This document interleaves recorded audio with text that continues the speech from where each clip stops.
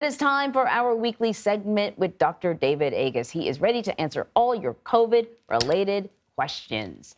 Thanks for joining us, Doctor. Let's get right into it. The first question is regarding mixing and matching vaccine brands, seeing as we're talking about another vaccine being available. We're talking about, though, when it comes to boosters. Is there a benefit to mixing and matching? Good morning, Anne-Marie. The answer is yes. And so when you switch brands, if you will, you get a slightly bigger, 10-15% bigger immune response. My gut, though, is I would save that bigger immune response till October when we're going to have the different variant boosters and get it then. So if you haven't had your booster yet, I'd rather you stick with the same brand until October and do the switch then. All right, this person is noticing their friends and family getting COVID multiple times. We've all heard those stories, Dr. Agus. Is there a greater risk of developing long COVID if you have multiple infections? Yeah, the data have come out in the last several weeks, and it's pretty clear. Every time you get COVID or COVID-19 infection, the risk of long COVID or complications, lung, heart, brain, go higher.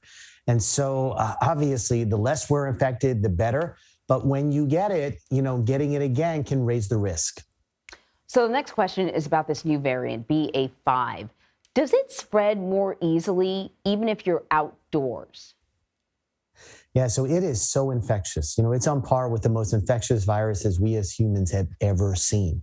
And what that means is small numbers of virus particles are necessary to get somebody else sick.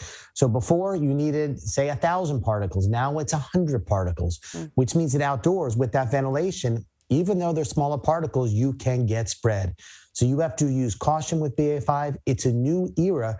Really, as it's peaking over the next several weeks, we all have to watch out wherever we are. This person is taking an antibiotic. They want to know if they should finish their medication before getting a second booster shot. Yeah, I would. What booster shots do is they kind of raise inflammation around the body. If we're treating an existing infection, I'd rather you finish that before you get your booster shot so that we're not going to raise the infection wherever it is, whether it's in your bladder, in your skin, et cetera. Finish one before going to the other. So this question is for the parent of a 1-year-old boy. He got the first dose of the Pfizer vaccine. Then he developed, some cold symptoms. Sometimes people do. He tested negative for COVID. Should they get him the second dose? We're hearing this a lot. With the virus so ubiquitous now, people are getting infected, especially kids, in between their dosing now. And so the bottom line is symptoms are fully resolved by 2 days. He can get that second dose. If he still has symptoms, even if he's testing negative, wait till those symptoms resolve by 2 days and then get that next dose.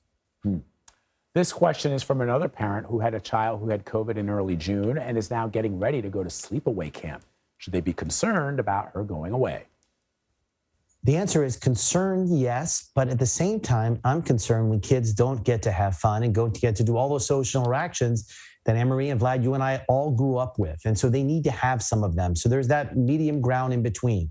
Make sure that the camp has a testing protocol before the kids go. And there is always some risk, but I think the real risk is keeping kids home all the time.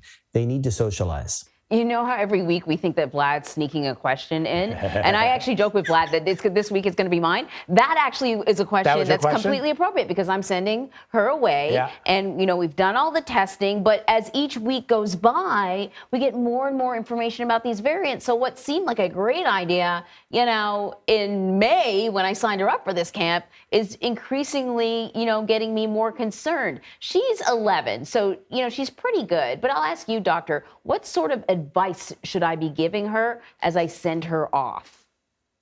So the good is she is vaccinated, and so she has an immune response. So even if she is exposed, it's not going to be a significant issue.